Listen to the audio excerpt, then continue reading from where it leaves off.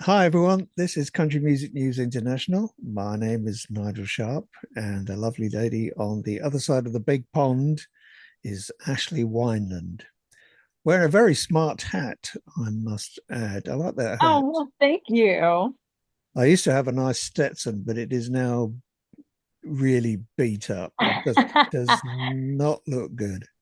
Unfortunately, it seems to happen. I know I have to like fight keeping mine in shape while we're out on the road and stuff because just between traveling and it bouncing around and getting worn and heat, they always end up warping, much to my dismay. Yeah. Well, I bought this straw Stetson when I was in Scottsdale in Arizona many years ago. You're almost your hometown. Well, it is your Almost there, hometown. about like Yeah, 20 minutes east of yeah, me. I'm right. currently in Glendale right now, so small world, you know? Yeah, it was a long time ago now. I was visiting a friend who'd been kind of seconded to the headquarters of the company that he was working for. And he invited me over and we went to this big country music festival out in the country somewhere. I can't remember where it was now. It's about 20 years ago now. Wonder if it was Country Thunder then, because It that's like it been a tried was. and true. It was. All right. Well, good to know. Very good. But this was, it must have been actually the end of the 90s. So it's even more Yeah. than 20 years ago. So people like Clint Black who was one of the headline artists over the weekend. But Man, that's fantastic. it was an absolutely magical festival for me. I mean, if we're talking about live country music in a setting that you just don't get over here in Europe, well, that was it. Yeah, And absolutely. I'll tell you what I liked actually was everybody kind of like brought their own chair Mm-hmm. and a cool box. Found a place to sort of sit down. We were sitting almost next to the mixing stand, so we had a great sound. We had a nice cool box full of cold beers and whatever. And there were all these tents and little kind of stands and stalls of people showing off stuff. There was actually also a small tent for kind of local bands to play live.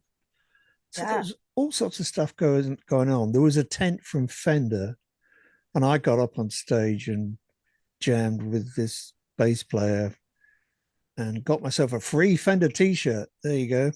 Hey, nothing wrong with that. Well, if it makes you feel any better, even though it's been, a good handful of years since you've been there, nothing's changed. Honestly, it's still the same environment. Everybody still brings their chairs and camps out in the fields, and you got all the vendors, and you got the B stage that has more of your local acts and stuff. So, if it ain't broke, you don't got to fix it. That is very true. It was great. I'll never forget that. It was a lovely, unfortunately, fairly short stay in Arizona, but it was very nice and very hot. It's very hot right now too. So as I said, some things just never change. Yep, there you go. Let's get to some music, seeing as you were mentioning touring. I noticed actually you've got an acoustic show coming up on the 11th of October, I think it is. Yes. I Yeah, we think I just think it's in Montana. I'm not too sure. it's actually in Missouri. I So beg your pardon.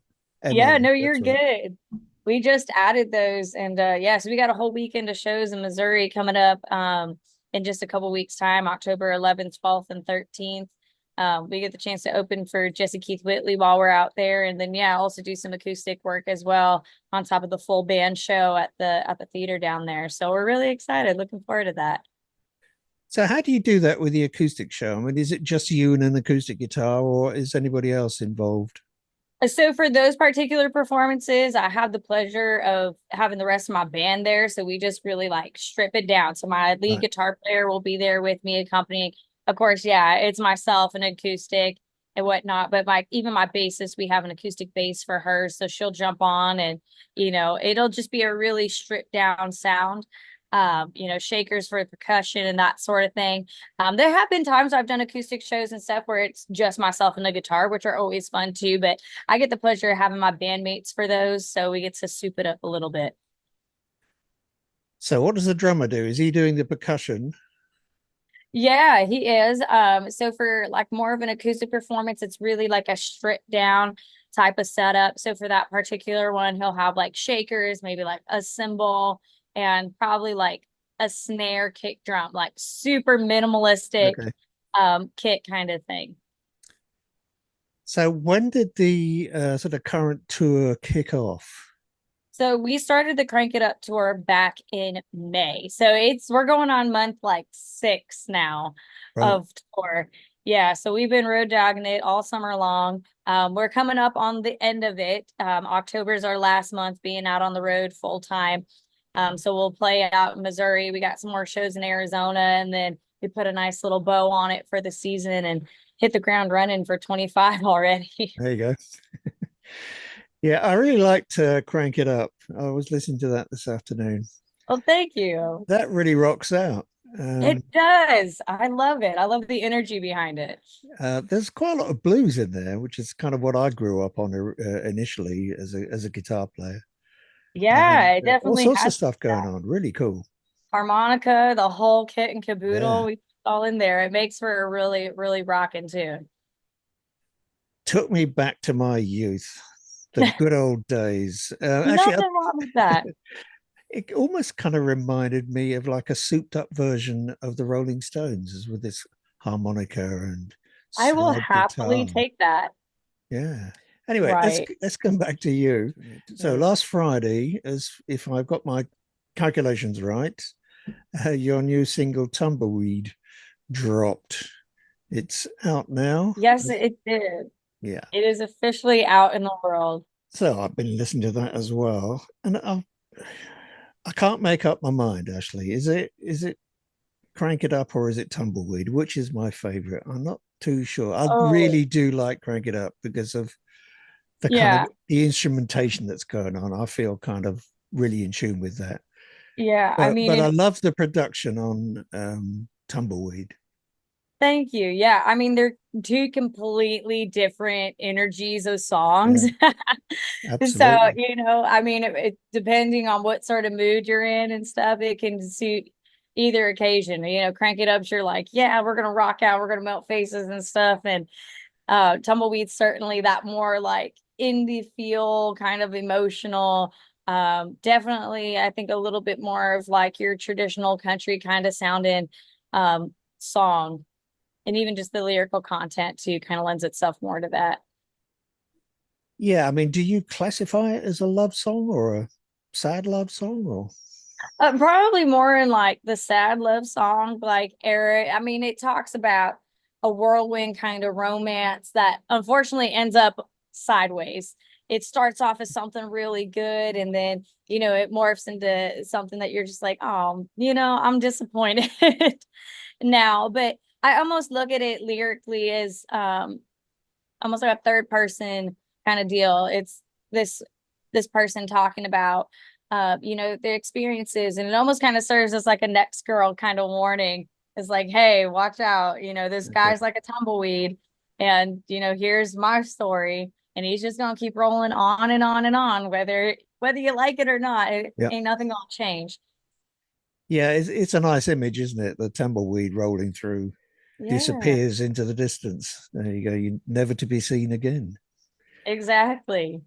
How much kind of input do you have into the production of these songs? Because the production is really, really quite intense. I work with a phenomenal producer by the name Marti Frederiksen. He's done work with like Aerosmith, Carrie Underwood, Faith Hill, you name it. The list is long.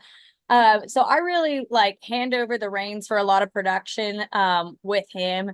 He adds all the ear candy, make sure that it's all there. And I so explicitly trust his ear and his knowledge on music production to make sure that the best things come through. I mean, of course, as we go through the process, he'll send me mixes that he thinks are either close or, done, and just get my second opinion on him and be like, hey, is there anything possible that you think needs to be tweaked to bring out the best in this song? But as far as like overall production goes, that's truly in his hands. And then my most involvement really comes into going, hey, the vocal performance, let's work together to make it the best that it can possibly be. And Marty really helps to direct that too. So, I mean, altogether, it's a team effort, but I mean, he really just knows how to add all the like bread and butter Yeah. stuff to it. And where did you record those tracks? So Crank It Up, Heartbreak Boots, Tumbleweed were all recorded with Marty out of his studio, Sienna Studios out in Nashville. So that's a bit of a trek for you to get to Nashville. It is, yes. But that's all right. Anytime I go out there, we try to make it the most productive trip possible.